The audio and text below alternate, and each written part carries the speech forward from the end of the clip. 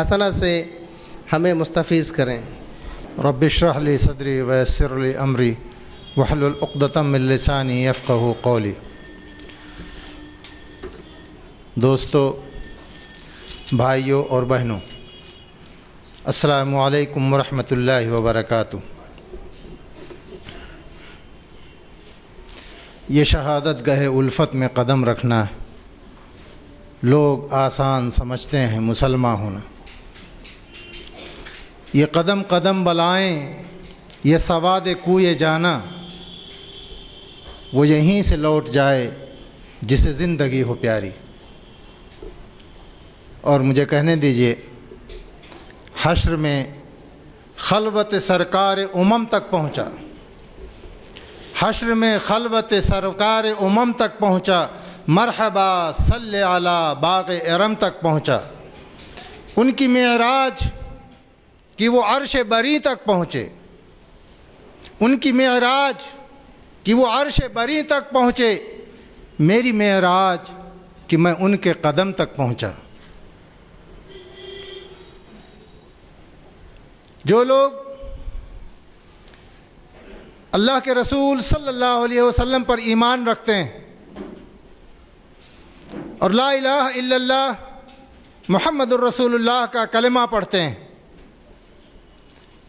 وہ اس بات پر یقین رکھتے ہیں کہ ایمان اور آزمائش لازم اور ملزوم ہے۔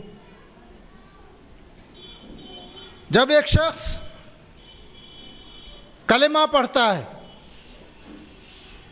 تو اس کلمے کے اقرار کے مان ساتھ اس کی آزمائشوں کا سلسلہ شروع ہو جاتا ہے۔ حق کی گواہی قدم قدم پر اس کو دینی پڑتی۔ شہادت کا فریضہ کلمہ حق کے اقرار کے ساتھ ادا کرنے کا آغاز ہو جاتا ہے۔ جہاد کا ایک لامتناہی سلسلہ شروع ہو جاتا ہے۔ نفس کے خلاف جہاد، خواہشات کے خلاف جہاد، جھوٹی تمناؤں کے خلاف جہاد،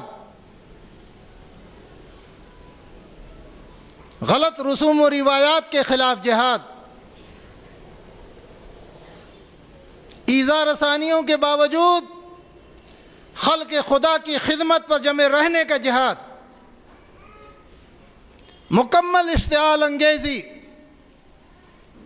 اور نفرت انگیز مہم جوئی کے ماحول میں بھی ایمان اور صداقت کی راہ پر جمے رہنے کا جہاد، ظالم حکمراں کے خلاف کلمہ حق کہنے کا جہاد، عبادت اور خدمت کو ایک دوسرے سے ہمیشہ ہم رشتہ رکھنے کا جہاد، اور وقت پڑے تو تمام تر ہتھیاروں سے مسلح ہو کر دشمنان دین کے خلاف مسلح جہاد کرنے کا جہاد، اور اس راہ میں اپنی جان اور مال کو قربان کرنے کا جہاد۔ شہادت سے سرفراز ہونے کا جہاد۔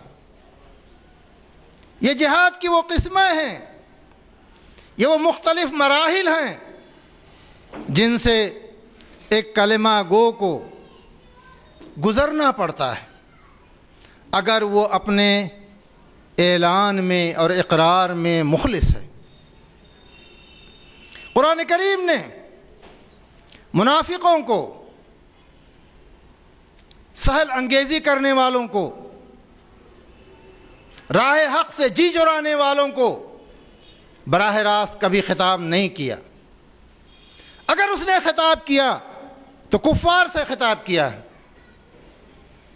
جو برسر عام حق کے خلاف لڑتے ہیں۔ اس نے خطاب کیا تو اہل ایمان کو خطاب کیا، یا ایھا الذین آمنوا، اے وہ لوگو جو اخلاص کے ساتھ ایمان کا اعلان کرتے ہو۔ اگر اس نے خطاب کیا تو دنیا انسانیت کو خطاب کیا، یا ایھا الناس، لیکن جن کے دلوں میں نفاق ہو، جن کے دلوں میں چور ہو، جو راہ حق کے لیے قربانیاں دینے سے کتراتے ہوں، ان کو قرآن کریم نے خطاب کے لائق نہیں سمجھا۔ جو لوگ حق کی گواہی کا اعلان کرتے ہیں وہ اول دن سے مرحلہ وار جہاد کے اس میدان میں قدم رکھ دیتے ہیں۔ اٹھائیے قرآن کریم، پڑھیے سورہ بقرہ پہلی سورہ آیت نمبر 214۔ اللہ رب العزت پچھلی امتوں اور سابق انبیاء کرام کا حوالہ دے کر رسول اکرم صلی اللہ علیہ وسلم کو براہ راست خطاب کرتے ہوئے فرماتا ہے، ام حسبتم ان تدخلوا الجنة ولما يأتكم مثل الذين خلوا من قبلكم مستهم الباساء والضراء وزلزلوا حتى يقول الرسول والذين آمنوا معه متى نصر الله الا ان نصر اللہ قریب۔ کیا تم لوگ یہ سمجھتے ہو کہ جنت میں داخل ہو جاؤ گے اور تم اس صورتحال سے نہیں گزرو گے جن سے تم سے پہلے کے لوگ گزرے؟ ان پر مصیبتیں آئیں، معاشی بدحالی آئی، وہ جھنجھوڑ دیے گئے، یہاں تک کہ رسول اور اس کے اہل ایمان ساتھی چیخ اٹھے، کہاں ہے اللہ کی مدد؟ الا ان نصر اللہ قریب، سن لو بس اللہ کی مدد آیا ہی چاہتی۔ یاد کیجیے حضرت خباب بن ارت رضی اللہ تعالی عنہ، مشہور صحابی رسول کو،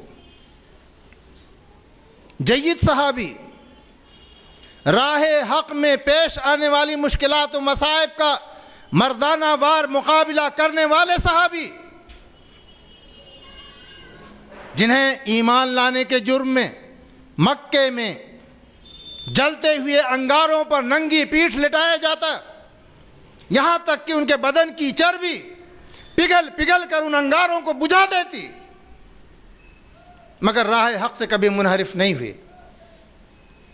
حضرت خباب بن ارت رضی اللہ عنہ انسان تھے، رسول اکرم صلی اللہ علیہ وسلم کے فیض یافتہ صحابی تھے، مگر انسان تھے۔ انسانی جذبات، انسانی مشکلات، انسانی نفسیات بہرحال اپنا کام کرتے ہیں۔ ایک دن گھبرا کے رسول اللہ صلی اللہ علیہ وسلم کی خدمت میں حاضر ہوئے۔ اللہ کے رسول صلی اللہ علیہ وسلم کعبے کی دیوار سے ٹیک لگائے بیٹھے تھے۔ اللہ کی رسول کی خدمت میں حاضر ہوئے اور عرض کیا، یا رسول اللہ، یہ مشکلات اور یہ مصائب کب تک؟ اللہ کی مدد کب آئے گی؟ روایات میں آتا ہے کہ اللہ کے رسول صلی اللہ علیہ وسلم دیوار چھوڑ کے، ٹیک چھوڑ کے بیٹھ گئے۔ آپ کا چہرہ غصے سے سرخ ہو گیا۔ دیکھنے والوں نے دیکھا کہ جیسے آپ کے چہرے پر انار کے دانے نچوڑ دیے گئے ہوں۔ انتہائی جلال کا عالم، اور جو لوگ احادیث پہ نگاہ رکھتے ہیں وہ جانتے ہیں کہ رسول پاک صلی اللہ علیہ وسلم کی یہ کیفیت شاذ و نادر ہی ہوئی، ورنہ آپ صاحب جمال تھے، ہنستے مسکراتے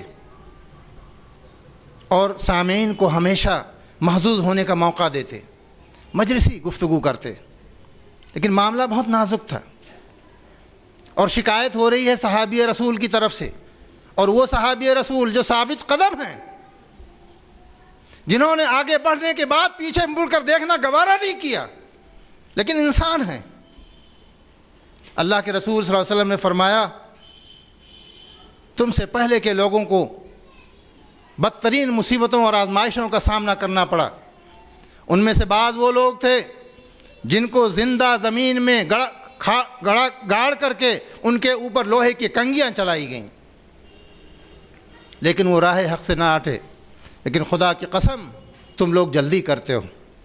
ایک وقت آئے گا کہ ایک بوڑھی عورت ہاتھوں میں سونا اچھالتی ہوئی صنعا سے لے کر حضر موت تک سفر کرے گی، اور اس کو اللہ کے سوا کسی کا خوف نہ ہوگا۔ آزمائش، ابتلا، حق کا اعلان کرنے کے بعد اس کی راہ میں رکاوٹیں، یہ ایمان کا لازمہ۔ صاحب تفہیم القرآن مولانا سید ابو العلا مودودی رحمۃ اللہ علیہ تفہیم القرآن جلد اول صفحہ 163 پہ اس آیت کی تفسیر کرتے ہوئے فرماتے ہیں، انبیاء جب کبھی دنیا میں آئے انہیں اور ان پر ایمان لانے والے لوگوں کو خدا کے باغی اور سرکش بندوں سے سخت مقابلہ پیش آیا، اور انہوں نے اپنی جانیں جوکھوں میں ڈال کر باطل طریقوں کے مقابلے میں دین حق کو قائم کرنے کی جدوجہد کی۔ اس دین کا راستہ کبھی پھولوں کا سیج نہیں رہا کہ تم نے آمنا کہا اور چین سے اس پر لیٹ گئے۔ مولانا امین حسن اصلاحی رحمۃ اللہ علیہ تدبر قرآن جلد اول صفحہ 504 پہ اسی آیت کی تشریح کرتے ہوئے فرماتے ہیں کہ یہ براہ راست خطاب اللہ کے رسول صلی اللہ علیہ وسلم سے ہے، اور قرآن کریم اللہ رب العزت کی جانب سے رسول اکرم صلی اللہ علیہ وسلم کو براہ راست خطاب کرتے ہوئے کہتا ہے کہ یہ بازی کوئی آسان بازی نہیں ہے، بلکہ یہ بڑی جان جوکھوں کا کام ہے۔ دینداری اور حق پرستی کے پشتینی ٹھیکیدار جن کے کاروبار کی ساری کامیابی کا دار و مدار اس بات پر ہے کہ حق ہمیشہ چھپا رہے، تمہیں آسانی سے نہیں چھوڑیں گے، بلکہ تمہارے پیچھے جھاڑ کے کانٹے بن کے پڑ جائیں گے۔ مطلب یہ ہے کہ منافقین اور کفار کی اس مخالفت اور استہزاء سے گھبراؤ نہیں، ابھی تو راہ عشق کی یہ ابتدا ہے، تمہیں بھی ان سارے مراحل سے گزرنا ہے جن سے تم سے پہلے اٹھنے والے حاملین حق کو گزرنا پڑا ہے۔ مولانا ابوالکلام آزاد 20ویں صدی کے نامور مفکر، دانشور، مفسر اور ادیب، جن کی تفسیر ترجمان القرآن نہ صرف یہ کہ تفسیری ادب بلکہ اردو ادب کا بھی شاہکار ہے، وہ فرماتے ہیں مومن ہونے کے لیے صرف یہی کافی نہیں کہ تم نے ایمان کا اقرار کر لیا اور تم جنتی ہو گئے، ضروری ہے تم ان تمام آزمائشوں میں ثابت قدم رہو جو تم سے پہلے حق پرستوں کو پیش آئیں اور تمہیں بھی پیش آئیں گی۔ صاحب سلوک مولانا اشرف علی تھانوی رحمۃ اللہ علیہ اس آیت کی تفسیر کرتے ہوئے بیان القرآن جلد اول صفحہ 125 میں فرماتے ہیں اپنی عربی تفسیر میں فٹ نوٹ میں، وفی الآیت رمز الی الوصول الی الجناب الاقدس لا یتیسر الا برفض اللذات ومکابدۃ المشاق۔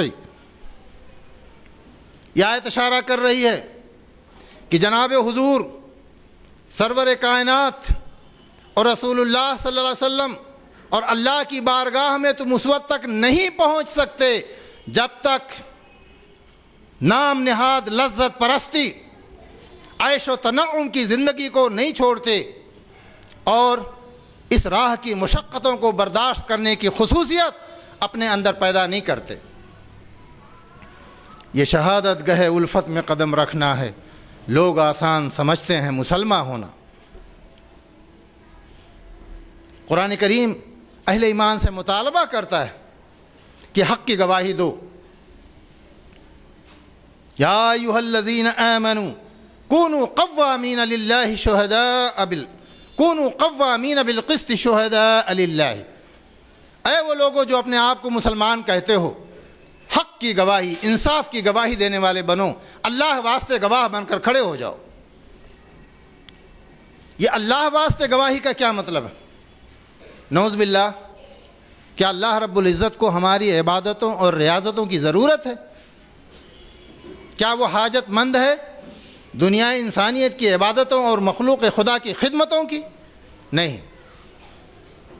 اللہ رب العزت تو فرماتا ہے اللہ الصمد لم یلد ولم یولد ولم یکن لہ کفوا احد، وہ تو بے نیاز، غنی، ستودہ صفات، خلق خدا کی تمام عبادتوں اور تمام ریاضتوں سے مکمل بے نیاز ہے۔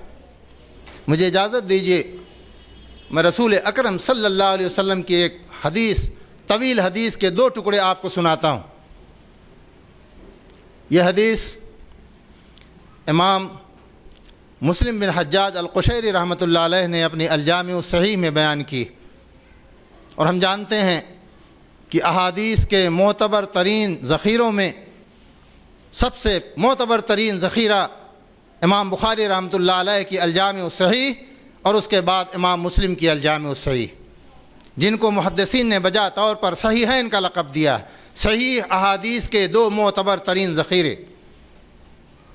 امام مسلم نے اپنی الجامع الصحیح میں کتاب البر والصلۃ والادب باب تحریم الظلم حدیث نمبر 2577 کے تحت حدیث قدسی نقل کی۔ حضرت ابو ذر رضی اللہ تعالیٰ عنہ نبی پاک صلی اللہ علیہ وسلم سے روایت کرتے ہیں کہ اللہ رب العزت نے فرمایا نبی پاک صلی اللہ علیہ وسلم کی زبان سے، اللہ فرماتا ہے یا عبادی لو ان اولکم وآخرکم وانسکم وجنکم کانوا علی اتقى قلب رجل واحد منکم ما زاد ذلک فی ملکی شیئا۔ اے میرے بندو، اگر تمہارے سارے کے سارے انسان روز اول سے لے کر کے روز آخر تک کے سارے انسان اور تمہارے سارے کے سارے جنات سب مل کر کے بھی انتہائی متقی، خدا ترس اور عبادت گزار بن جائیں تو میرے اقتدار میں ذرہ برابر تم اضافہ نہیں کر سکو گے۔ یا عبادی لو ان اولکم وآخرکم وانسکم وجنکم کانوا علی افجر قلب رجل واحد ما نقص ذلک من ملکی شیئا۔ اے میرے بندو، تمہارے سارے کے سارے انسان اور تمہارے سارے کے سارے جنات اگر مل کر کے بدترین انسان بن جائیں اور گنہگار بن جائیں، گناہوں میں ملوث ہو جائیں، تو میرے اقتدار میں رتی برابر تم کمی نہیں کر سکو گے۔ اللہ جل شانہ وہ انسانوں کی عبادتوں سے بے نیاز، وہ انسانوں کی خدمتوں سے بے نیاز، وہ ہمارے ایمان اور جہاد سے بے نیاز۔ قرآن کہتا ہے قل لا تمنوا علی اسلامکم بل اللہ یمن علیکم ان ہداکم للایمان۔ کہہ دو ان بدویوں سے جو آ کر کے رسول اکرم صلی اللہ علیہ وسلم کی خدمت میں اپنے احسان اور ایمان کا احسان جتاتے ہیں، کہہ دو ان سے کہ تم میرے اوپر اپنے اسلام لانے کا احسان مت دھرو، یہ اللہ کا احسان ہے کہ اس نے تم کو ہدایت کی توفیق بخشی۔ اگر کسی کو اللہ کی عبادت کرنے کا، بندگان خدا کی خدمت کرنے کی کوئی توفیق مل رہی ہے تو وہ اللہ پر کوئی احسان نہیں دھر رہا ہے۔ اس کو یہ غرہ نہیں ہونا چاہیے کہ اس نے 5 وقت کی نمازیں پڑھ کر کے کچھ صدقہ و خیرات کر کے اللہ پر احسان کیا یا بندگان خدا پر احسان کیا ہے۔ اس نے اپنے اوپر احسان کیا کہ اسے اس دنیا میں سعادت کی زندگی ملی۔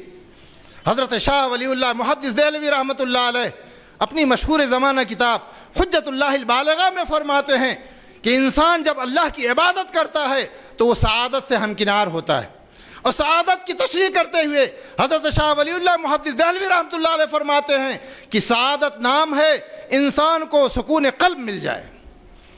یہ سکون قلب دنیا جہان کی دولت دے کر کے بھی حاصل نہیں کی جا سکتی، یہ سکون قلب اقتدار اور شہرت کے گلیاروں میں حاصل نہیں کی جا سکتی۔ الا بذکر اللہ تطمئن القلوب، صرف ذکر الہی سے دلوں کو سکون اور اطمینان ملتا ہے۔